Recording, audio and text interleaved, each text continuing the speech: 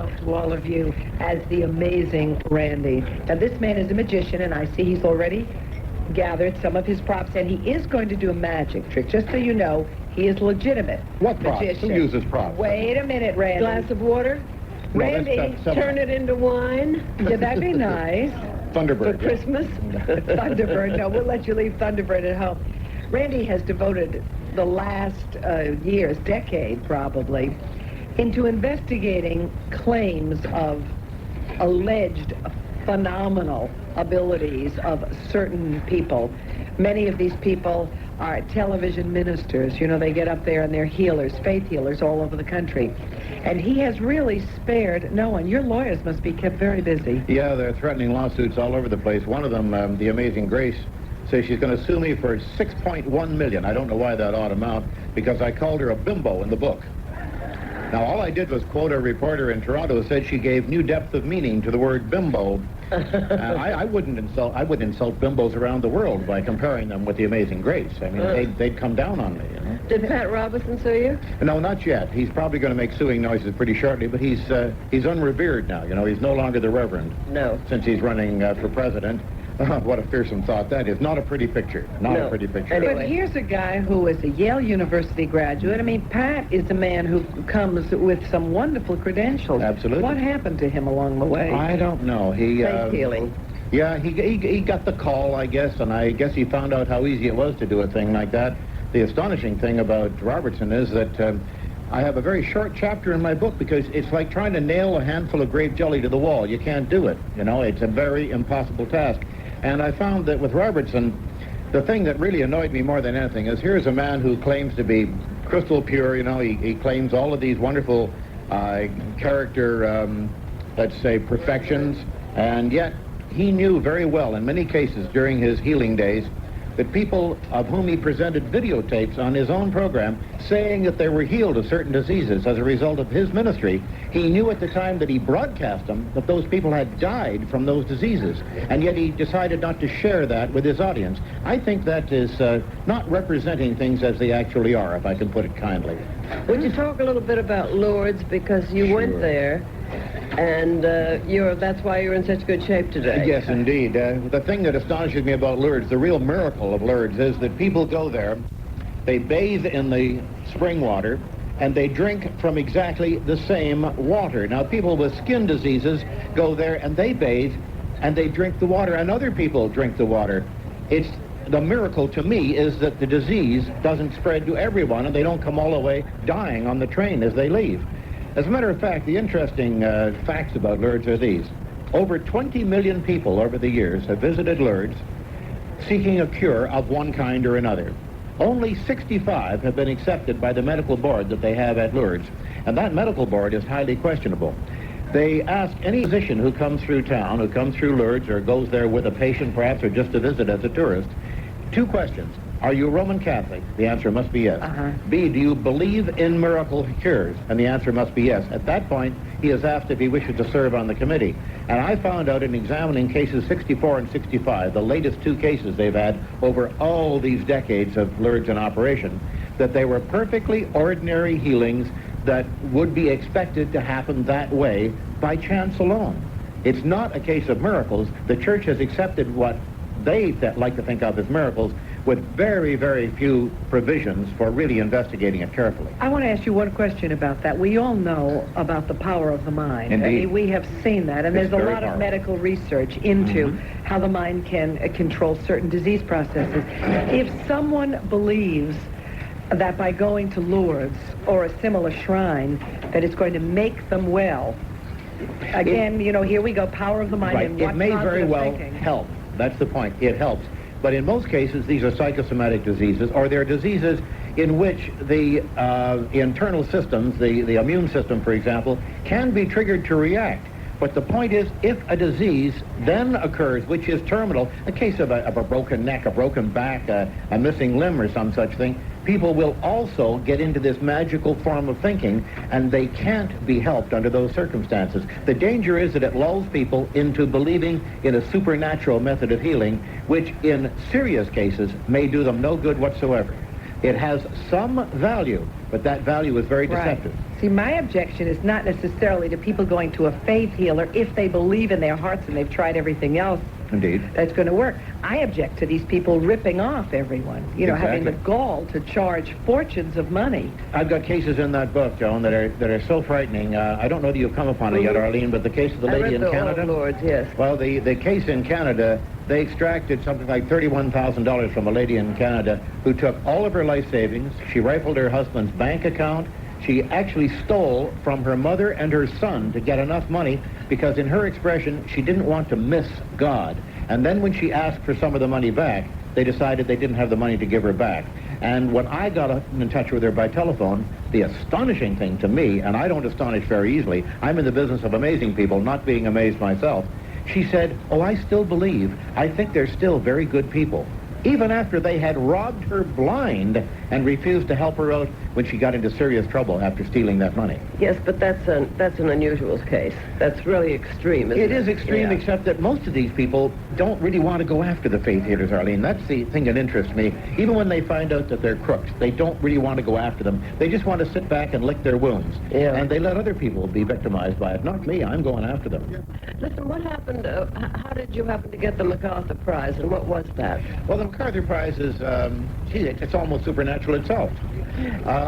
The MacArthur Foundation is set up out of Chicago in such a way that if they discover through a referee system, which is very complicated, they discover there are people who are doing what they believe to be socially useful work, humanitarian work, they usually say, that could stand some financing and some recognition, they will give rather large sums of money to those people. And I'm very proud to say that last year I was given $272,000 over a period of 5 years, tax-free, and that's the best way to get Oh, it. how marvelous. So it has helped me not only financially to expand my office and take on some part-time help, but it's also given me a validation. People came to me after that MacArthur Prize well before this book went to press, and I got information in there that added almost 50% to the content of the book, merely because people now realize they could trust me to do serious research. Now, are you still doing magic, or are you too busy yes. doing this? Oh, no. Do some magic. It's like a man who makes shoes. He has to keep making shoes, even if he only has paper to make them. Would you like to see the Uri Geller routine? Let's see. Explain what you're going to do, because in radio, even though they can see,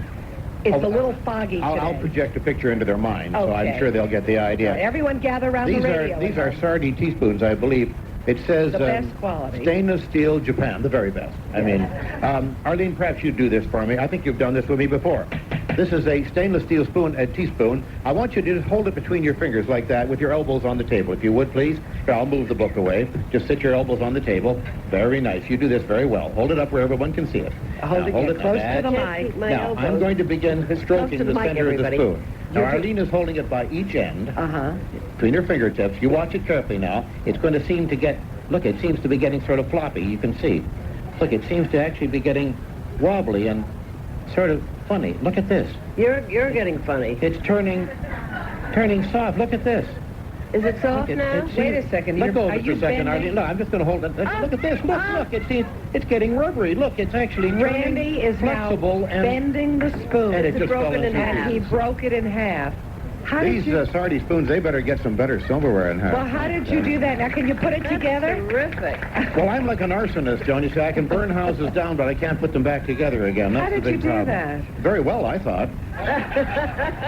That's pretty good. That's the result of years of practice and self-denial. That's pretty good. That's a device. But that's the Uri Geller trick. You know, Geller was doing What this is sort the of trick? for Tell us trick? what the You want to trick know how is. it's done? I really do. Millions do. Tell us.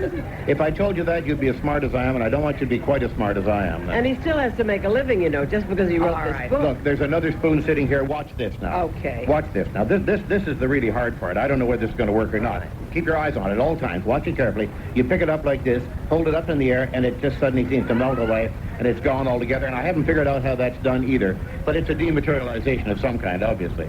And you don't believe in faith healing? Well, I believe in miracles like this. After all, I have one here in my pocket that looks exactly the same. Maybe that's the Now, same one. Randy Who knows? just produced the spoon. The Amazing Randy at Sardi's. Ta-da! Da-da-da-da. Do we need more spoons? I don't want... we got to have something to stir the coffee with. You're going to cost us a fortune. Sardi's doesn't fool around. One Yeah. teaspoon. Stainless spoons, I see. We'll be back right after this. And we're back. Joan Hamburg with Arlene Francis. This is WOR, the talk station. The Amazing Randi is here, and our next guest isn't here yet, Randy. Oh, yeah, well, she is here, actually, but we wanted you to visit us a little longer. You've all been following the Jessica Hahn story. Well, no, Jessica isn't here. She is, please. Randy made her disappear right in the Playboy Mansion. Would I do that? Yeah, well, you had her disappearing, and she's been done over from top to bottom, I hear. An absolute raving beauty is going to emerge. But there were nasty tales that Jessica was not the innocent little churchgoer that she professed to be. So I hear. And the madam who ran a house of prostitution in Long Island, who claims that Jessica was one of her girls, is here in Sardis. And she is going to stop by in a minute and tell us what she says is the real story. The real. But The real she will have to story. curb her tongue a little because I read some of her pieces. Yeah. And they're not very good for our radio audience. Some of our radio. Some of our radio audience is very delicate. And Well, I my am aunt myself. is. You know how delicate I am, Arlene. Listen, after she finishes, they're going to need the faith healers. Anyway, Randy, we were talking about all the tricks that people use, Right. you know, like little hidden microphones so that they can find out whom they have to heal. Right. What about the wheelchair trick? Well, the wheelchair trick was originated, we believe, in the trade by Catherine Coleman, now deceased, apparently unable to heal herself of some heart problems. But Catherine Coleman used to do this stunt frequently. She was sort of the Isadora Duncan of the whole bunch. She dressed like an angel, had fans off stage that blew her garments around to make them look like wings. She was quite the show lady, I must admit. But W.V. Grant, up until last March, when I exposed this particular trick on network television again, was using the wheelchair trick. What they do is you will see the preacher walk down the aisle. He will suddenly walk over to someone sitting in a wheelchair and say, "Why am I saying Bill?" Push the microphone in front, and the fellow says, "Well, my name's Bill. Did I ever speak to you before?" And the fellow says, "No. When you go back to see Dr. Gardner, he's going to tell you that you don't have arthritis anymore. What is your problem?" He says, "I have arthritis." Say, "And what is your doctor?" "My doctor's Dr. Gardner." Well, we know how they got that information. We've already discussed that. They got that in interviews beforehand through someone else who passed the information on. But then he would say, "Jump up out of that wheelchair, Bill. Run down the aisle and touch that loudspeaker there, and then come back and tell us who healed you." The fellow does that, comes running back, tears streaming down his face, the audience screaming, "Hallelujah, thank you, Jesus." And Grant would push the microphone in front of him and say, "Who healed you?" And he'd say, "Dr. Jesus." He said, "Dr. Jesus didn't want to cut on your body with a knife or put chemicals into your body." This is a blow against the medical profession, of course, who may have to operate and who may have to give you prescription drugs. And they said, "No, no." And he said, "You don't need that wheelchair." The fellow would look at the wheelchair and say, "No, I surely don't." Fold it up and throw it away. But those wheelchairs were the ones that Grant himself traveled with in a big van, all folded up in the back. 2 hours before, they would unfold them, bring them down the aisles, and when they saw a sucker coming down the aisle walking, they would say, "Sir, why don't you sit in this chair so we can bring you up front so the minister won't miss you and he can bring God's healing to you. What is your name?" The fellow would say, "Bill," and they'd pump him for the information. So when he sprang up with the wheelchair, the assumption on everybody's part was that he arrived in the wheelchair, could not walk without the wheelchair, and that he was now walking miraculously. What was really happening was he was never in a wheelchair before in his life, and he was perfectly capable of walking. So it's all mine. Listen, I went after I met you years ago when we were talking about some of this. I went to the fire walk. You know yes. what that is? Oh, yes, indeed. Any of you familiar with that?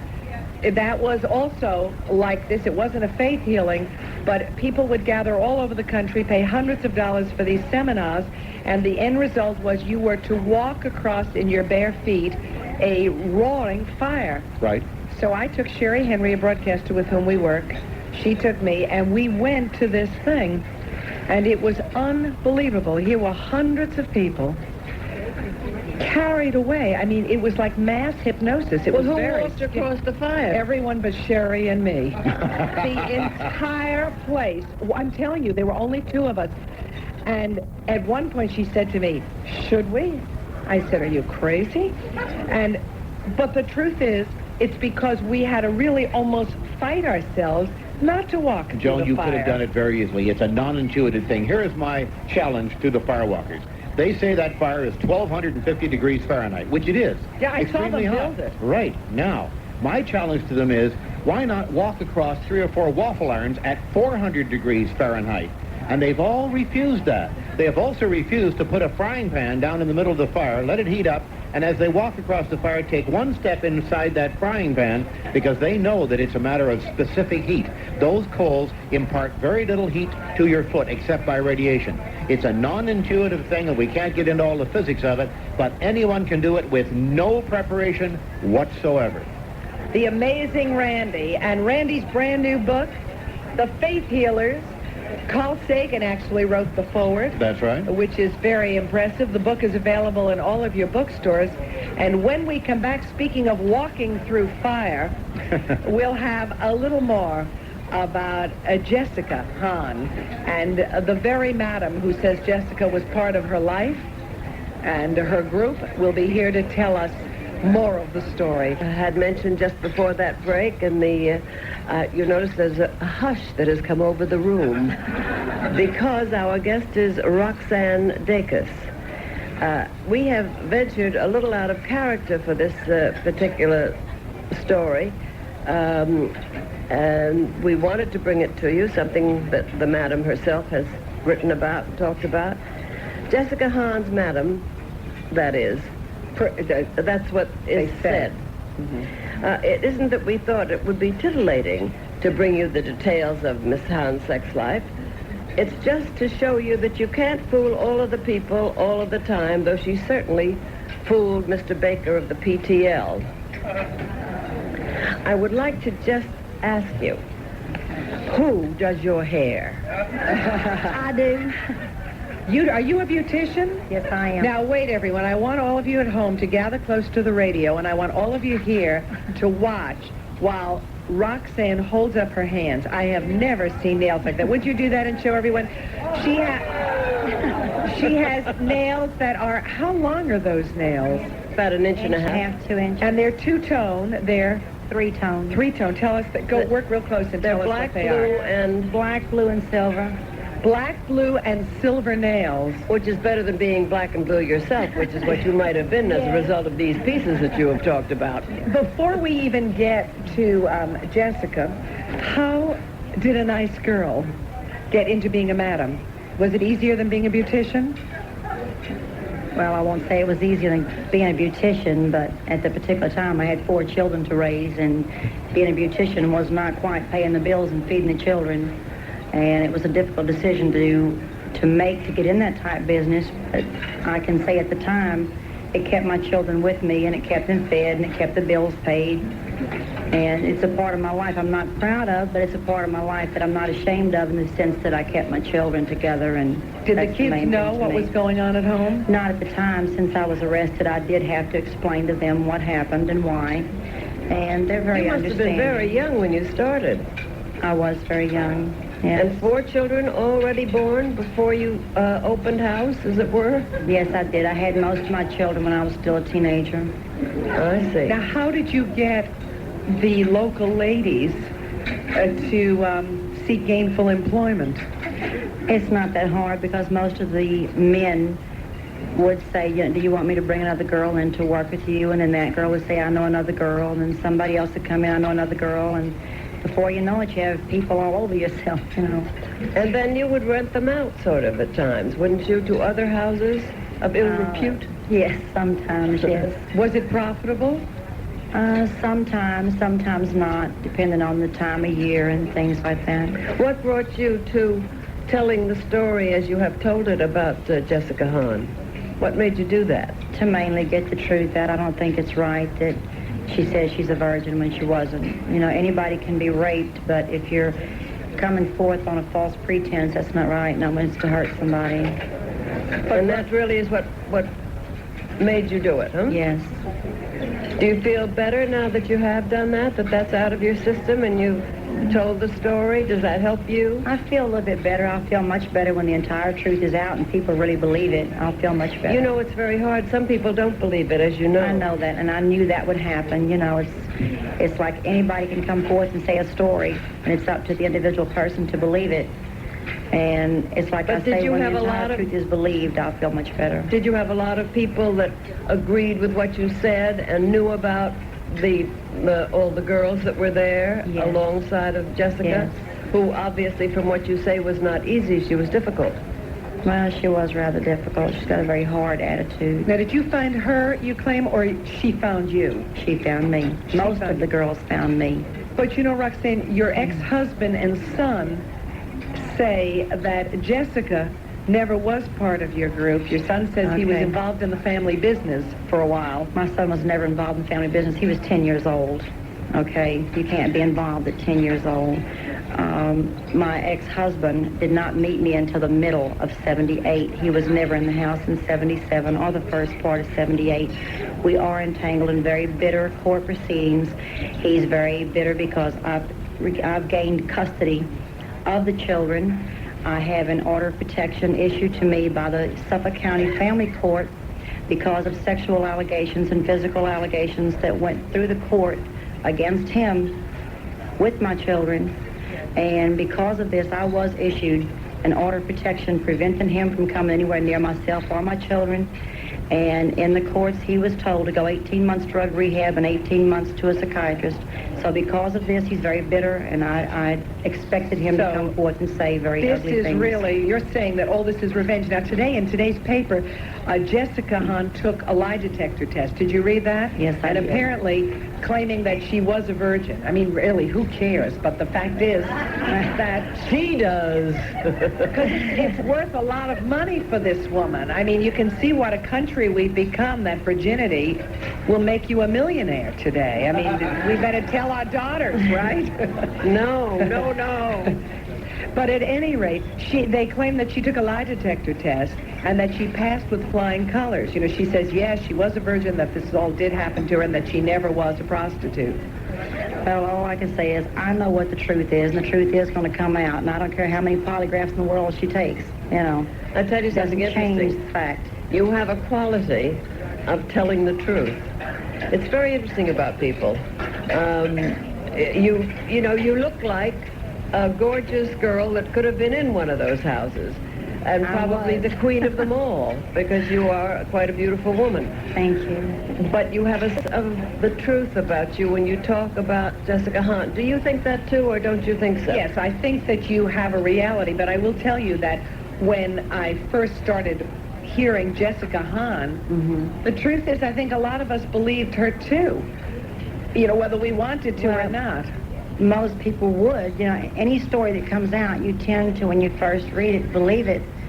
But if you followed the story all the way down the road, So- I'm sure you could read the discrepancies. Did you ever meet Mr. Baker? I don't know Jim Baker. No. No, he didn't have to go to the house. He had his own crew. I mean, he wasn't going to spend church money on something he could get for nothing, Arlene. You know that. You're practical. Now, I haven't had much experience in those lines. but what I kind- went to a convent, dear. Arlene What's the Francis, laugh about? I went to Mount St. Vincent. I'm in trouble here. you are in trouble here, and we're going to take a commercial break, and we'll be right back. It's 12 minutes before noon. Joan and Arlene with you at Sardi. Stay tuned, everyone.